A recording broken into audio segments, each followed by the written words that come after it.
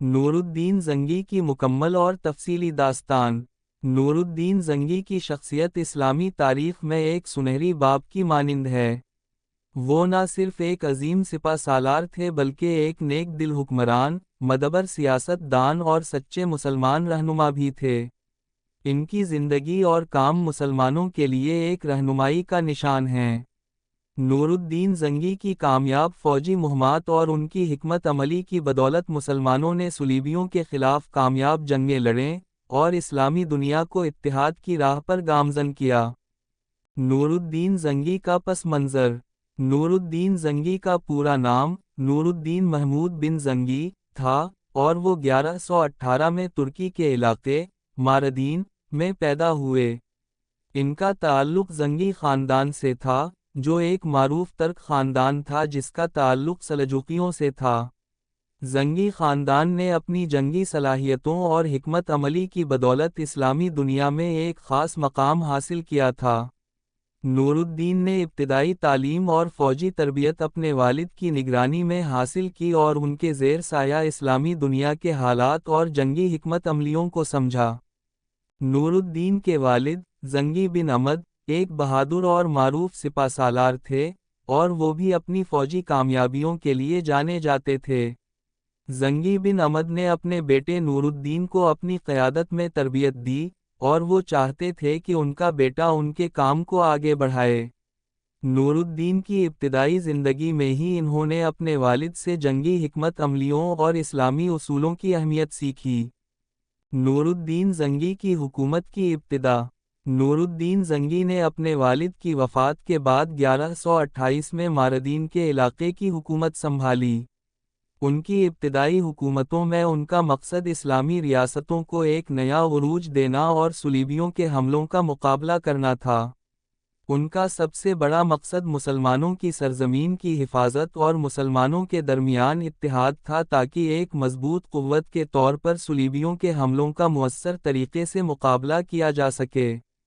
نور الدین زنگی کی اہم جنگیں اور فتوحات۔ نور الدین زنگی کی زندگی کا بیشتر حصہ جنگوں اور مہمات میں گزرا۔ ان کی جنگی حکمت عملی اور فتوحات نے انہیں ایک عظیم فاتح کے طور پر منوئی۔ ان کی اہم جنگوں اور فتوحات میں حلب، دمشق اور دیگر علاقوں کی آزادیاں شامل ہیں جو صلیبیوں کے قبضے میں تھے۔ 1. حلب کی فتح 1128۔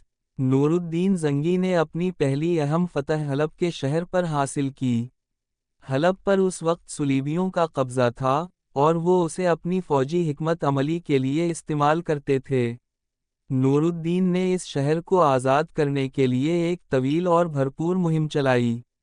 ان کی جنگی حکمت عملی اور فوجی شجاعت کے باعث وہ حلب میں داخل ہونے اور اسے صلیبیوں سے چھیننے میں کامیاب ہو گئے۔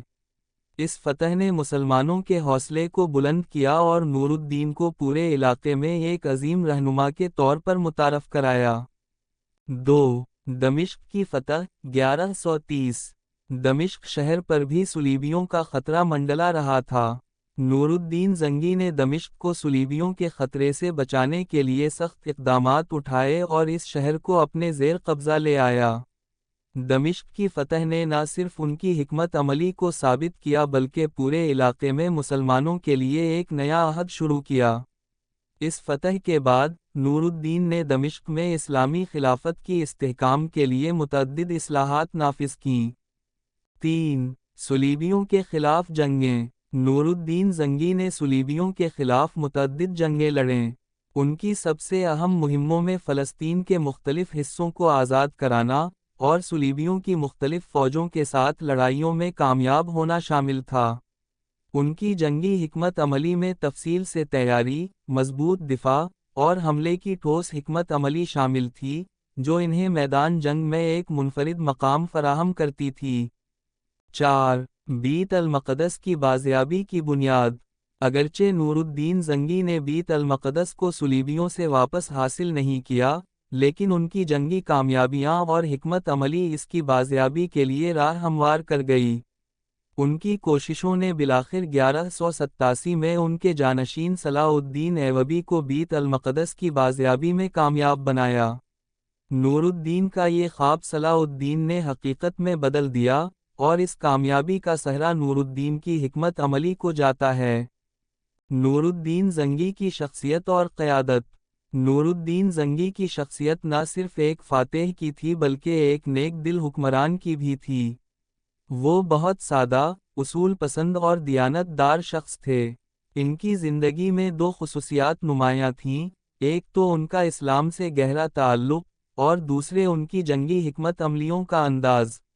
انہوں نے اپنے فوجیوں کو ہمیشہ اخلاص، بہادری اور سچائی کا درس دیا۔ ان کی فوج میں نہ صرف جنگی مہارت تھی بلکہ ان میں ایمانداری اور ذمہ داری کا جذبہ بھی تھا۔ ایک فوجی حکمت عملی۔ نور الدین زنگی کی فوجی حکمت عملی بڑی ذہانت اور منصوبہ بندی پر مبنی تھی۔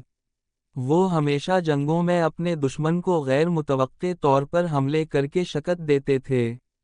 ان کی سب سے اہم خصوصیت یہ تھی کہ وہ میدان جنگ میں ہمیشہ اپنی فوج کے ساتھ ہوتے اور انہیں کبھی بھی غیر ضروری خطرات میں نہیں ڈالتے تھے۔ دو حکومت کا نظم و ضبط۔ نور الدین نے اپنی حکومت میں انصاف، نظم و ضبط اور عدلیہ کو اہمیت دی۔ انہوں نے اپنے دور میں کئی اصلاحات کیں اور اسلامی قانون کو مکمل طور پر نافذ کیا۔ ان کا مقصد تھا کہ ہر مسلمان کو انصاف ملے، چاہے وہ غریب ہو یا امیر۔ وہ عوام کے ساتھ حسن سلوک کے ساتھ پیش آتے اور ان کے مسائل حل کرنے کی پوری کوشش کرتے۔ نور الدین زنگی کا اثر اور وراثت۔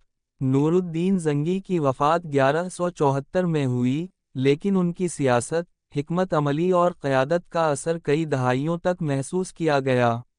ان کی کوششوں نے نہ صرف صلیبیوں کے خلاف مسلمانوں کو متحد کیا بلکہ اسلامی دنیا میں حکمرانی کے نئے اصول بھی متعارف کرائے۔ ان کا سب سے بڑا کارنامہ یہ تھا کہ انہوں نے مسلمانوں کو ایک محاذ پر متحد کیا اور ایک ایسی قوت بنائی جس کے سامنے صلیبی اور دیگر دشمن بے بس ہو گئے۔ نور الدین زنگی کی وفات کے بعد، ان کے جانشین صلاح الدین ایوبی نے ان کی حکمت عملی کو آگے بڑھایا اور 1187 میں بیت المقدس کو صلیبیوں سے آزاد کرایا، جو نور الدین کا سب سے بڑا خواب تھا۔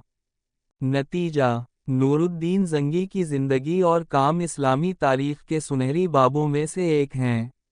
وہ نہ صرف ایک عظیم سپہ سالار تھے بلکہ ایک مدبر حکمران اور نیک دل انسان بھی تھے۔ ان کی حکمت عملیوں اور کوششوں کی بدولت مسلمانوں نے صلیبیوں کے خلاف بڑی کامیابیاں حاصل کیں اور اسلامی دنیا میں ایک نیا عہد شروع ہوا۔ ان کی شخصیت اور کارنامے آج بھی مسلمانوں کے لیے ایک روشن رہنمائی کے طور پر موجود ہیں۔